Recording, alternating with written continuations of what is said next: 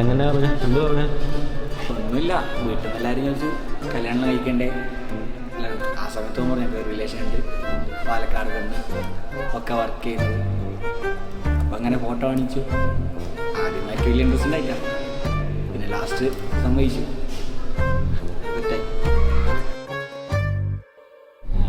പറ, ആര് പ്രപ്പോസ് ചെയ്തു? ഈ വേണാട്ടി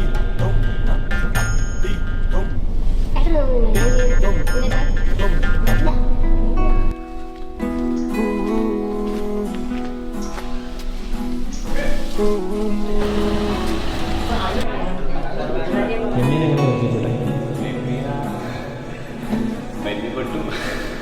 നമ്മുടെ കമ്പനിയിലെ വീഡിയോ കോളിലാണ് ഫസ്റ്റ് കണ്ടു.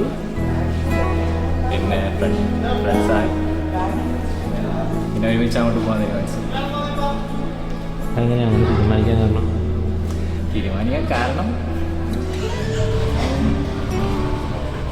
ഒരുമിച്ചില്ലാതെ മുന്നോട്ട് പോകാൻ പറ്റില്ല എന്ന് തോന്നിയാണ് രണ്ടുപേർക്കും തോന്നി.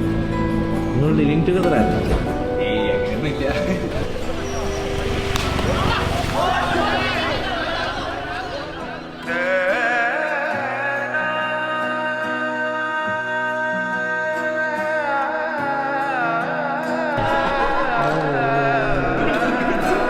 साजन साजन बोल रही मुझसे तुम ना छोड़ रही.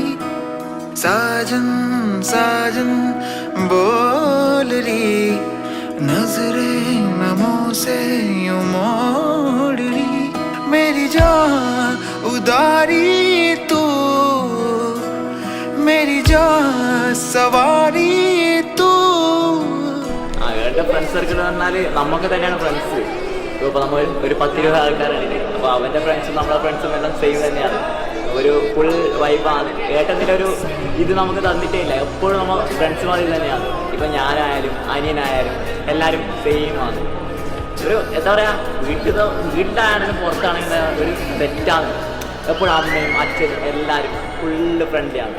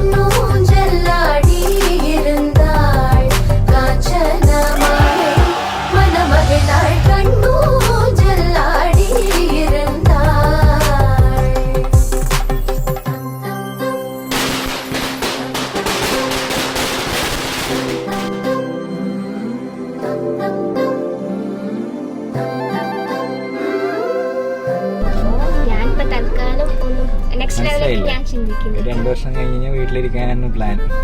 ഞാൻ അതിന്റെ ആയിരുന്നു എന്റെ പ്ലാൻ, പക്ഷെ സമ്മതിക്കുന്നില്ല. എത്ര ആൾക്കാരെ ഇവിടെ ജോബിന് വിടാതെ വീട്ടിൽ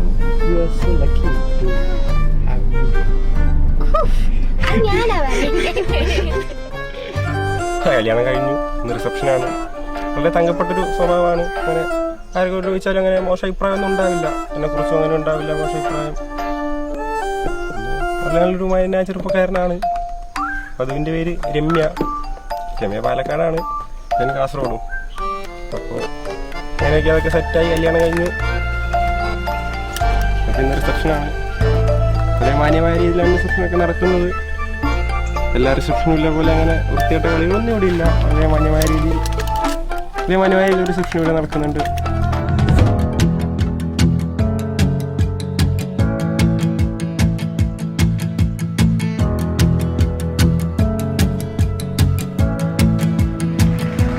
Like a picture that I painted in my wildest dream, came to life in every feeling that you gave to me. From the story of the sun, every moment is a song. I'm here in every day. You make me wanna celebrate, celebrate.